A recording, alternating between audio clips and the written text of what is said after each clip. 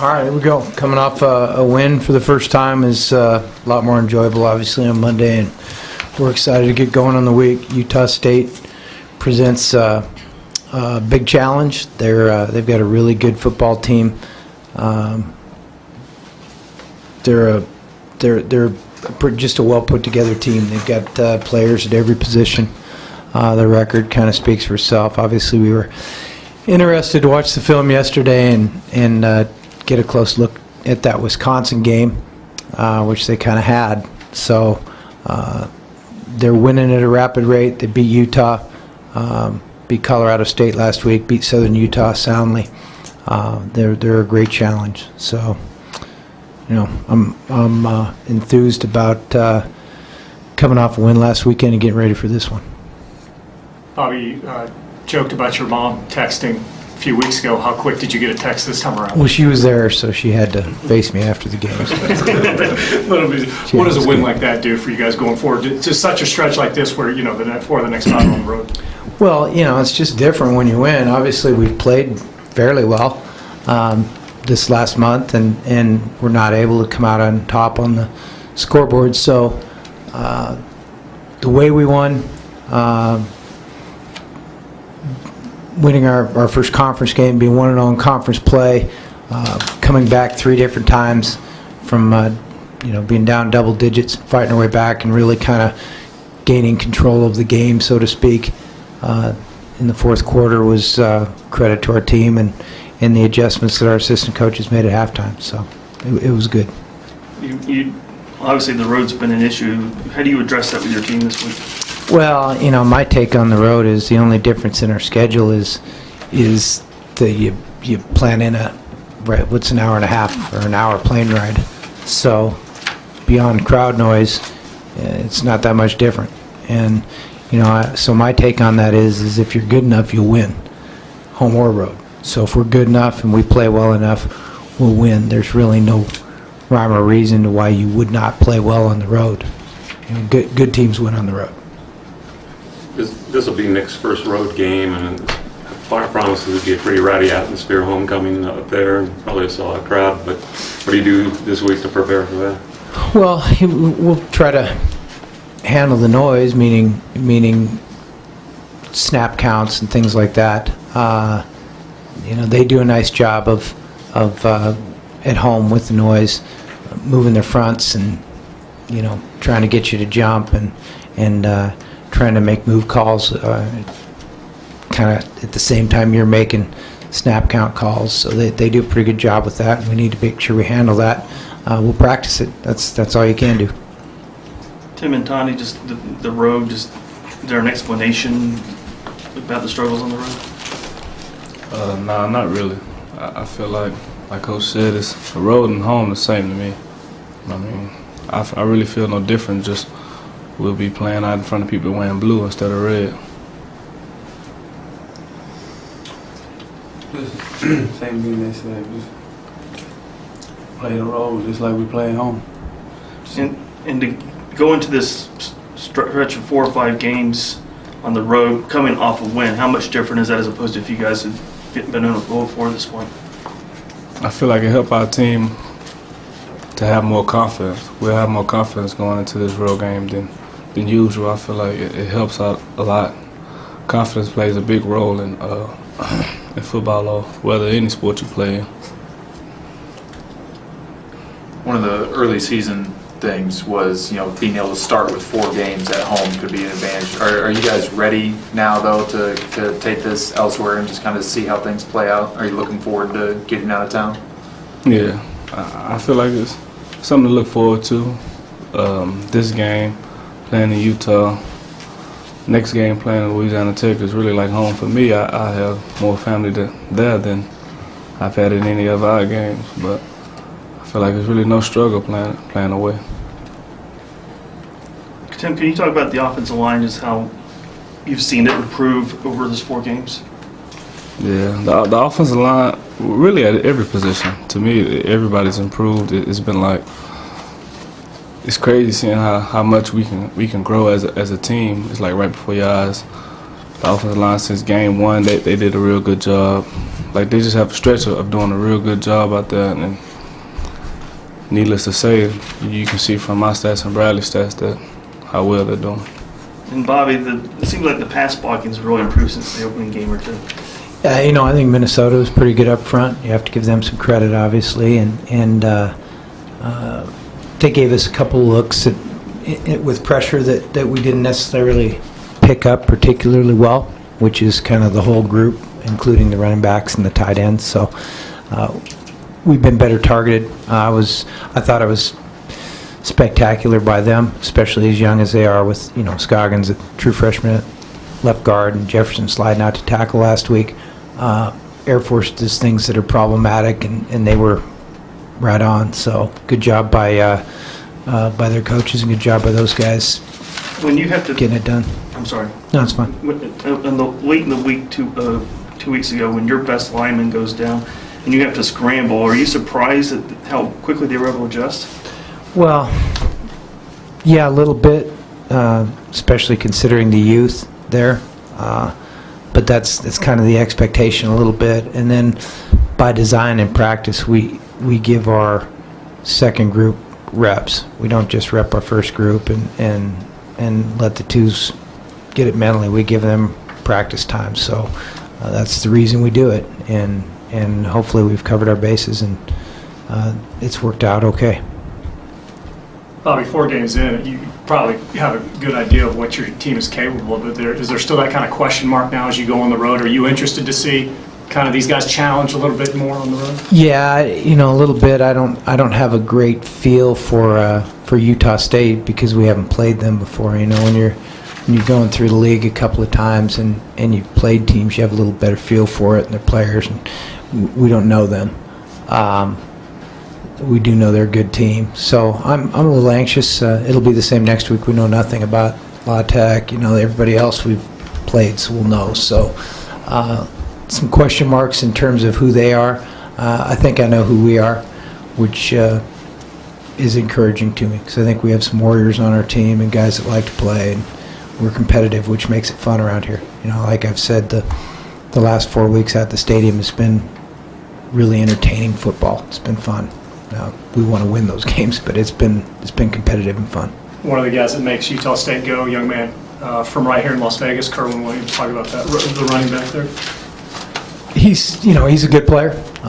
Again, they're a good team. He does a nice job. They've got an awfully good running game. They're putting up yards on everybody. Even a real strong Wisconsin defense. They had some struggles a little bit later in the game, but they've got a chance to run the ball. They'll be hard to stop, and he does a nice job. Praise here on Tani, Mountain West Defensive Player of the Week. It's the first time in a while that the Rebels earned that. Yeah, it's nice to have our guys recognized by the league, but the real telling factor will be next door at 5 o'clock to see if he gets a game ball from his team. Mm-hmm. Just talk about that honor and getting that, being named Defensive Player of the Week. Oh, it's an honor to be named Defensive Player of the Week. I mean, all credit goes to my D-line, DB. It's a group effort. So, yeah. Bobby, you mentioned making sure that you get into that Wisconsin game tape. What did you see? Did you take away that that was a game Utah State really probably should have won and just kind of let it slip? I always hate to say should have, but could have is certainly the case. I mean, they had opportunities. And I've never said that about our first 3 either. I never said we should have. I said we could have. So they certainly could have won that game. Go ahead. Well, was it just based on kind of the strong running game, or how even did you? Well, see I their mean, defense? they gave up 16. They played well, and they're really good on the defensive side too. They're a complete football team. They're solid in the kicking game. They're good on both sides. They're just a good team. They're top to bottom. They've got good players at every position. They get lined up and they play well, and they're doing some things in third down defense that are problematic. They're doing a nice job. Gary's, I think, in his 5th year there, our old linebacker coach, Brent Guy, was there before, and I always thought, from afar, Brent did a nice job, and Gary's come in there and really got their system in place, and they're a hard team to beat, particularly at home. When you see the job he's done there, does it remind you of anything that you're doing here? Well, they do a lot of things. They're real solid in what they do, and I think they play football the right way. They're physical, and they look like they're a real fundamentally sound team. Schematically, they're sound. So yeah, I hope that's what people are beginning to say about us. They've got they're a little more veteran in terms of who they're playing, their depth, and some of the guys that have been in their weight room for a few years. But they're a good-looking bunch. It looks like he's kind of taken the same approach, not looking for an overnight success, but more of a build it as a program. Do you kind of see that? We see them in recruiting, and they do a good job. They've got they've done a nice job on their campus. When you guys go up there and see the end zone facility and the things they've done with their stadium, they've done a good job with that. Utah State's defense hasn't allowed any points in the first quarter at all this year, and they haven't even given up a first-half touchdown. How important is it going to be to come out and set the tone early, especially in a very hostile crowd? Well, we haven't probably done a great job of that. We've been better in the second half, with the exception of week 2. We've been strong in the second half, so be productive for us, especially on the road, not to be playing from behind. But that's us talking about that. That's easier said than done. When was the last time you talked to Coach Sanford, and you plan on seeing him during the game at all? Or? Yeah, hopefully get a chance to say hi. Coaches are, we all see each other in the off season. We see each other during recruiting and the convention and that stuff. So it'd be good to see him. We don't, we're all nervous on game day, so it's not much fun talking to anybody. So it's more for the off season. When was the last time you guys talked to you? Oh gosh, probably last winter. Yeah. And was he helpful at all in the transition? Yeah, Mike's always been good to me. Mike's been more than pleasant. Always, he's been a good guy to be around, and I've known him for a long time, and always enjoyed being around him. Got to figure he's going to be a little fired up for this one. I would be if I was him. Coach, going back to the road woes, I wonder why this team has struggled on the road. I mean, you mentioned that the team's been better, but you've clearly gone into some places where you've been a lot better than the teams that you faced. I don't know if I agree with that. Mexico, Wyoming. Really? Okay. That's your opinion, not mine. I mean, seriously, it's your opinion, not mine. I don't agree with that. Really? What the road woes? I mean, even before you got here. Like I said, what I think, Chris, honestly, is if you're good enough, you win. If you're better than the other team and you play better, you win. So, just don't go out and kick it around. Don't turn it over. Stop the run. All the things. Winning third down. Winning, scoring the red zone. Stop them in the red zone. All those things. That's what you do. Do you think that what you were just mentioning about not making the mistakes, do you think that's magnified in road games, or do you think it's the same either way? Yeah, to a degree. I mean, there's something to do with the atmosphere and momentum shifts. There's momentum shifts in every game, and so when big plays happen, there's however many thousand excited people. When it goes the other way, there has to be some small influence there, but you got to be mentally tough enough not to let that be a factor. The only people making tackles or blocks out there are the 11 that are out there. So you made plenty of mistakes against Air Force and got away with it. Do you see those mistakes as being a sign of inexperience and something this team's going to sort of grow out of, or do you see? Well, there's never been a perfect game played. I mean, there's going to be mistakes. How you manage those mistakes, how you overcome them, how you limit their impact on the game. Air Force obviously made more mistakes than we did. So that's kind of the name of the game a little bit, whether that mistake is somebody not getting off a block or somebody breaking a tackle. You just got to make plays. And so if you look at it from one side of the aisle, you can say, Air Force's corner missed a tackle. or you could say Tim made a great run, broke through tackle, and had a 70-yard run. You know, it depends on your perspective.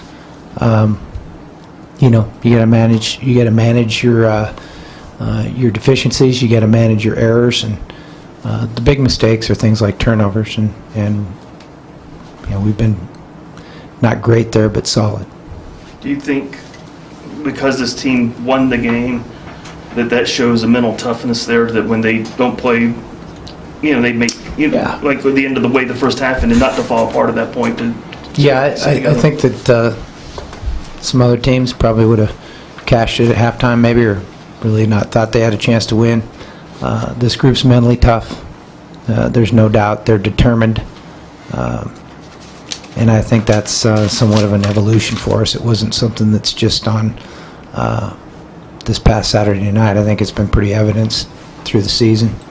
You know, the other part of your question there, Mark, is just that you know, these guys are confident they can go get things done, and we don't need everything to fall our way to win, I guess, is probably where that step is gone. Just sort of a keep playing attitude no matter what happens. Yeah, absolutely. And again, we don't have to catch every break to win the game. Tanya, I saw you kind of shaking your head when that question was asked about it was answered. What's different? I mean, these are games in the past that would really get away from you guys, and you've been able to stay in them and obviously win this past weekend. Finish. The first 3 weeks we weren't able to finish the game. So Saturday we showed that we came out and played and finished, and we won. Tim, kind of same thing. I mean, Yeah, we're seeing a playing- different football team here. Playing 4 good quarters. That's what it's about. I think that's what wins games. Not going out there and playing 3, a half, or anything else. But if you play 4 good quarters, I feel like with this team we can win any game on our schedule if we go out there and do that. Let me ask you about going out on the road. You guys haven't won on the road. The emotions going out there, the excitement, the thrill of finally getting away and proving something on the road? I mean, me personally, I don't think too much of playing on the road. I feel like you play the game to win, and I feel like that's what you got to go out there and do, whether it's road, home, someone's backyard, or anything. I feel like that's what you got to go do is win the game. You shouldn't play no game if you're not going out there to win, and I feel like me personally, the road doesn't matter. We're excited. I feel like the guys in our locker room, our teammates, are excited to go to Utah State, especially with the win over Air Force. Everything seemed like it's turning around. So we just got to keep our heads up and keep fighting all 4 quarters, home or away. Bobby, how close did Boyko come to playing last week? I mean, He practiced much? was close. He's you know, he's moving around, and you know, it's just a matter of weighing out how effective he can be, and then you know, we'd never put anybody out there that's going to get re-injured, but you know, that's not where we're at. It's just a matter of being able to move well enough and be effective, and you know, it's such a ticklish position there, corner, where you can give up a big play. I mean, you can get your quarterback knocked out or turn over if a guy can't hang. And the same thing like a corner, you know, guy stumbling around out there, you can give up big plays. So I'm hopeful he'll go this week, but I kind of thought he'd go last week. How about Villa? What happened to him? Why didn't he play the safety? You know what's funny is practicing against Air Force, you get a little banged up. We banged ourselves up in practice last week, you know, trying to get ready for their offense. You know, you have to practice physical, you have to cut, you have to learn how to do that, and it's still, obviously, it's not full speed enough, you know, but we handled some of their stuff decently, but he got banged up in practice last week too. You expect him back this week? Yeah, I think so, yeah. Do you have lots of friends coming down from Big Timber? No, I don't. I don't have any friends. We'd want a couple more maybe, but no, I think there might be a few show up.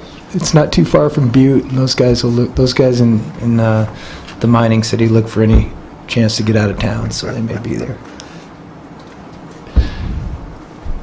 Anybody else? Thanks, guys. Thanks.